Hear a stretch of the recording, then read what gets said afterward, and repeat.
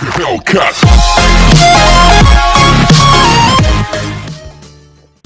Assalamu alaikum wa rahmatullahi yan uwa barkanmu da yau.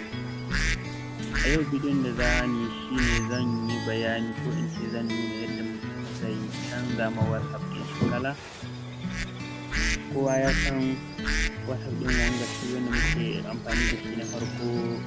wanga gashi bari in shige shi gani. Kowa ya san wannan kala ce da shi ba san shi da kala ba ai. To yanzu masu kamfanin WhatsApp sun yi wani gyara sun canza mai sun ƙara mai wata kala bayan wannan farar kala kun san wannan farar kalan ɗin tana ɗan cuta mai idanu haka.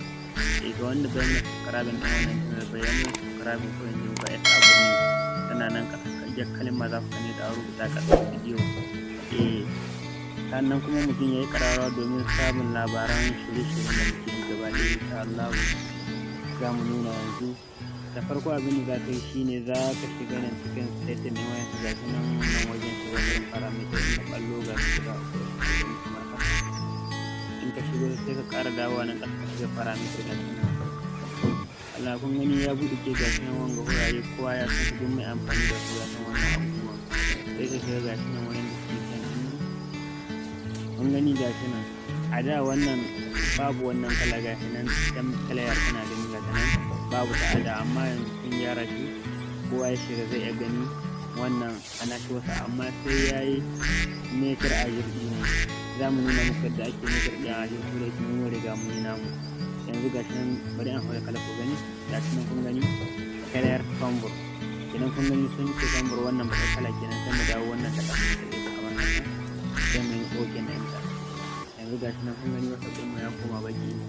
a ko'ina muka fi yanzu a cikin yana yake baki ne ba mu da matsala yanzu da wasu ɗin inda ya yi kala ce muke so a bar ku lafiya kafin dai haka bari in nuna muku yadda ake da metar a jirgin shi don haka bari mu koma can in filista ku gani ya shi nan yanzu za mu shiga filista mu kamar haka a filista nan google play ga shi nan kowa ya san shi a idan mai amfani da android ya san wannan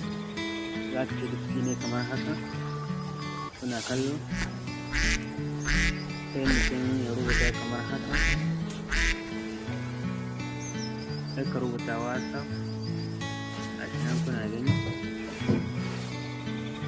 Allah kuna gani ne ga na rage da na yayi da misali ne ga nan kuna gani ni yanzu ugar ne zan yi yanzu nan inda nuno ugar din na da ban yi mai wannan ba da meter na ajiyar to kwai mai meter a insha Allah wannan kala zai yi ta bar ku lafiya.